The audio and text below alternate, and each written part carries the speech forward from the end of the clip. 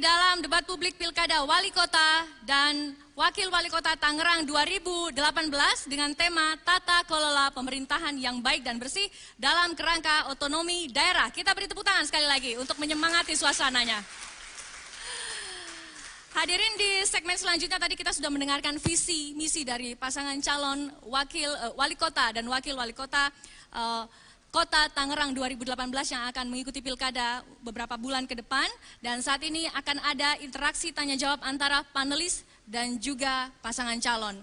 Pertanyaan panelis kami jelaskan harus sesuai koridor berkaitan dengan visi dan misi yang telah disampaikan oleh pasangan calon. Saya jelaskan sedikit bagaimana aturan main dalam babak kali ini. Panelis berhak mengajukan pertanyaan selama 30 detik, jadi pertanyaan tidak usah terlalu panjang, hanya 30 detik. Kemudian jawaban dari pasangan calon ada 120 detik atau sekitar 2 menit. Dan nanti akan ada tanggapan atas jawaban pasangan calon oleh panelis. Anda juga diberi waktu untuk menanggapi sebanyak 30 detik. Dan dimulai setelah ada aba-aba dari saya, akan ada tanda peringatan di detik ke-10 dan juga detik ke-5, detik-detik terakhir. Dan panelis pertama yang akan memberikan pertanyaan adalah Profesor Dr. Lili Romli. Kami persilakan, Anda punya waktu 30 detik dari sekarang untuk mengajukan pertanyaan.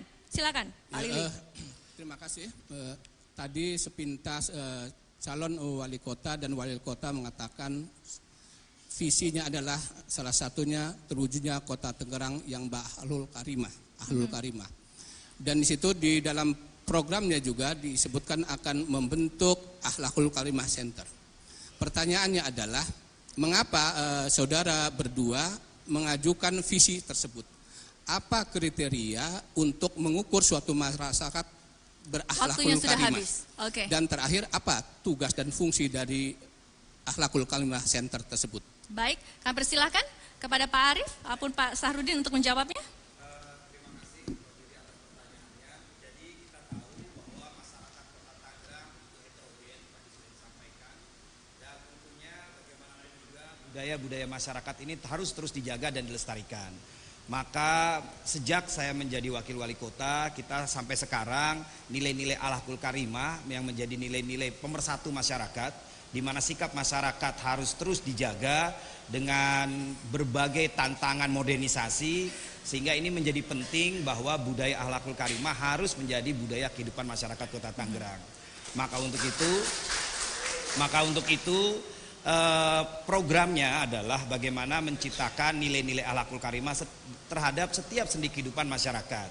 Program-program yang sebenarnya sudah berjalan antara lain adalah bagaimana masing-masing agama bisa saling menghormati, menghargai, dan pula kita di sini banyak juga melaksanakan kegiatan program antara lain, misalnya sholat maghrib berjamaah, sholat berjamaah, terus juga maghrib mengaji dan lain sebagainya. Nah, kita berharap keberadaan Akhlakul Karimah Center ini adalah menilai berbagai dinamika potensi budaya-budaya masyarakat yang timbul, karena kita tahu pembangunan masyarakat itu bukan hanya pembangunan infrastruktur. Kami sering sekali beberapa tahun belakangan ini mengevaluasi kegiatan musrembang. Pada saat kegiatan musrembang yang diusulkan masyarakat hanya semata-mata hanya jalan, saluran, pembangunan bedah rumah dan lain sebagainya. Tahun ini kita rubah musrembang menjadi rembuk warga, di mana masyarakat mampu memetakan permasalahan sosial. Seperti contoh misalnya bahaya narkoba, 27 detik lagi. Bahaya narkoba, kenakalan remaja, dan juga masalah KDRT dan lain sebagainya. Nah, untuk itulah ke depan melalui rembuk warga bukan hanya RT, RW, tapi juga tokoh ulama, tokoh agama, dan masyarakat sama-sama memetakan dan mensolusikan. Dan insya Allah pemerintah Kota Tangerang akan selalu hadir untuk menyelesaikan permasalahan bersama masyarakat. Baik. Panelis pertama, ada waktu 30 detik untuk menanggapi. Saya kira sebagai masukan dengan program Akhlakul Karimah itu hal yang penting adalah persoalan integritas dan moralitas ASN. Yeah. Saya berharap bahwa Akhlakul Karimah Center itu adalah yang utama dimonitor adalah kalangan ASN. Terima kasih. Karena ASN itulah sebagai bentuk keteladanan bagi masyarakat. Kalau masyarakat ASN-nya tidak Akhlakul Karimah, maka masyarakatnya juga tidak akan melaksanakan. Terima kasih. Baik, terima kasih Profesor Romli atas pertanyaannya di babak ini. Dan pertanyaan dari panelis kedua akan disampaikan oleh Dr. Gun Gun Herianto MSI. Panelis kedua, Dr. Gun-Gun, Anda punya waktu 30 detik dimulai dari sekarang. Selamat malam, Bapak-Bapak. Salah satu substansi dari trilogi karya Bapak-Bapak adalah soal tata kelola pemerintahan yang profesional dan berintegritas. Insya Allah, ya. Saya ingin tanya, karena tadi tidak dielaborasi, program prioritas menyangkut tata kelola pemerintahan yang profesional itu seperti apa? Dan karena ini penting untuk kemudian masyarakat tahu apa yang akan dilakukan setelah satu periode, tentu banyak kelemahan-kelemahan yang harus kemudian diperbaiki. Oke, baik. Pasangan calon, Anda punya waktu 120 detik dari sekarang. Baik, terima kasih. Jadi kita tahu bahwa penduduk kita semakin lama semakin bertumbuh. Di satu sisi pemerintahan daerah justru dengan adanya moratorium PNS semakin berkurang. Maka selama ini kami selalu mengedepankan nilai-nilai efisiensi dan efektivitas dalam pelayanan dan juga pengelolaan pemerintah. Alhamdulillah Kota Tangerang terhadap misalnya sistem pengendalian internal itu kita peringkat nomor 2 setelah Surabaya, terbaik se-Indonesia. Ditambah lagi berdasarkan laporan kinerja kita sudah berada di posisi sangat tinggi. Tapi tantangan kita ke depan adalah bagaimana membangun jalur-jalur komunikasi dengan masyarakat sehingga apa yang diharapkan masyarakat bisa kita kelola dan pemerintah sanggup memfasilitasi. Untuk itu dalam rangka meningkatkan efisiensi dan efektivitas, pemerintah Kota Tangerang yang akan saya bangun dan sedang dan terus dibangun adalah membangun sebuah sistem pengelolaan yang efektif melalui e-government. Pemerintah Kota Tangerang sudah selama saya menjabat ini sudah membangun kurang lebih hampir 164 aplikasi. Bahkan melalui Tangerang Smart City Partnership sekarang ini ada 40 kabupaten kota yang menggunakan aplikasi dari Kota Tangerang gratis. Ini menjadi bukti nyata bahwa apa yang dibangun ini sudah membangun efektivitas. Bahkan yang terakhir yang saya dengar, kita mempunyai sistem pengelolaan kepegawaian. Itu sekarang ini baru saja dipakai oleh BKN, Kanrek Jawa Barat, dipakai menjadi standarisasi untuk seluruh kabupaten kota di Jawa Barat dan Banten. 30 detik. Baik, rasanya banyak hal lagi, baik melalui sistem pengadaan. Kami seluruh pengadaan sudah mulai menggunakan sejak tahun 2009 aplikasi LPSE, bahkan semua pengadaan sudah mulai diposting dari sejak RUP, Rancangan Umum Pengadaan, sehingga masyarakat bisa memonitor. Mungkin saya ditambahkan Pak Sarudin, silakan. Waktunya 8 detik lagi. Program prioritas yang lainnya adalah program yang menjadi kebutuhan dasar masyarakat juga, baik infrastruktur, pendidikan. Mohon maaf, waktunya sudah habis, Bapak. Ya, kita beri tepuk tangan. Oke, Mas Gun-Gun, ada waktu 30 detik untuk menanggapi. Iya, memang sangat krusial ya ketika reformasi birokrasi itu tidak hanya semata-mata soal tata kelola atau tata laksana, tapi juga sumber daya manusia dan aturan yang kemudian kerap kali tumpang tindih. Hal yang paling kemudian seringkali membebani proses reformasi birokrasi di daerah adalah ketika aturan-aturan satu dengan yang lain tumpang tindih. Dan itu membuat macetnya proses reformasi birokrasi secara sistemik. Ya. Baik, terima kasih. Kita menuju ke pertanyaan panelis berikutnya. Ada Pak Dhanil Anzar Simanjuntak. Diberikan waktu sekitar 30 detik untuk mengajukan pertanyaan. Waktu Anda dimulai dari sekarang. Pak Dhanil. Assalamualaikum Bapak-Bapak sekalian. Pertama pertanyaan saya tentu karena orang seringkali salah memaknai tentang sejahtera. Dalam visi Bapak Pak Arief dan Pak Sarudin ada kata-kata mewujudkan Tangerang yang sejahtera berdasarkan akhlakul karimah. Pertanyaannya sederhana ini ya. Bagaimana Pak Arief memaknai kata sejahtera itu? Indikatornya apa aja? Kira-kira begitu. Silakan. Baik. Pertanyaannya cukup singkat. Ya. Bisa dijawab oleh Pak Arief, bisa dijawab oleh Pak Sarudin. Waktunya 120 detik dimulai dari sekarang. Baik, terima kasih. Jadi periode kami pertama adalah mewujudkan Kota Tangerang yang maju, mandiri, dengan masyarakat yang dinamis, dirangkai dengan budaya akhlak karimah. Sekarang kita menginginkan jangan sampai kemajuan sebuah kota meninggalkan kesejahteraan masyarakatnya. Maka kesejahteraan ini kita prioritaskan pada poin pertama dalam visi kami, yaitu tadi jangan sampai masyarakat kita justru kesulitan mencari lapangan kerja. Kota Tangerang angka investasi cukup tinggi, di angka 7 triliun, tapi pengangguran pun makin banyak. Nah, untuk itu kita sudah melakukan periode yang kemarin. Kalau yang sebelumnya misalnya job fair hanya dilakukan di tingkat kota, kita sudah mengadakan di tiap kecamatan. Kita sudah mengadakan bahkan membangun balai latihan kerja di tiap-tiap kecamatan. Ditambah lagi sekarang ini kita sekarang berusaha meningkatkan kesejahteraan masyarakat dari sisi ekonomi, bagaimana menjadikan sebuah kampung-kampung ini menjadi potensi kampung wisata, kampung yang berbudaya. Sehingga sebagai sampling yang sudah dijalankan di Kota Tangerang ada Kampung Bekelir, Kampung Grendeng Pulo, Kampung Cimone dan lain sebagainya. Ketika masyarakat itu melakukan kegiatan-kegiatan yang positif sebagai kampung PHBS, kampung wisata, ternyata pengangguran-pengangguran yang di kampung itu sekarang sudah mulai berkurang karena mereka justru menjadi guide-guide yang mengantar keliling kampung dan lain sebagainya. Bahkan warung-warung yang dulu ditinggalkan pun sekarang justru mulai rame. Nah inilah kita pengen jangan sampai kemajuan sebuah kota 30. melalaikan kewajiban lingkungan yang ada di sekitarnya. Untuk itu kita juga sudah melaksanakan bedah rumah dan lain sebagainya. Tapi yang terpenting adalah bagaimana urusan perut ini pemerintah daerah bisa bukan hanya memberikan kailnya, tapi memberikan cara agar masyarakat tetap kreatif untuk bisa meningkatkan kualitas ekonomi. Silakan Pak Sarudin, mungkin ada tambahan? Jadi di samping kesejahteraan ekonomi juga kesejahteraan sosialnya. Jadi bagaimana kita bisa meningkatkan kepedulian sosial pada masyarakat. Baik. Sorry dia. Waktunya sudah habis. Pak Daniel, ada 30 detik untuk bisa menanggapi. Saya Waktunya ingin dimulai dari memberikan sekarang. perspektif lain sebenarnya. Banyak kepala daerah memaknai kata sejahtera, memaknai kata pembangunan itu berhenti pada orientasi ekonomi ansih. Pembangunan selalu perspektifnya ekonomi. Padahal pembangunan itu dia komprehensif. Maka saya senang sebenarnya ketika ada kata sejahtera, kemudian ada edisionalnya, itu akhlakul karimah. Jadi perspektif sejahtera ekonomi itu harus diikuti dengan perspektif adab yang maju. Oke, baik. Selanjutnya adalah giliran dari Profesor Dr. Mustafa Kamil. Anda punya waktu 30 detik dari sekarang untuk mengajukan pertanyaan.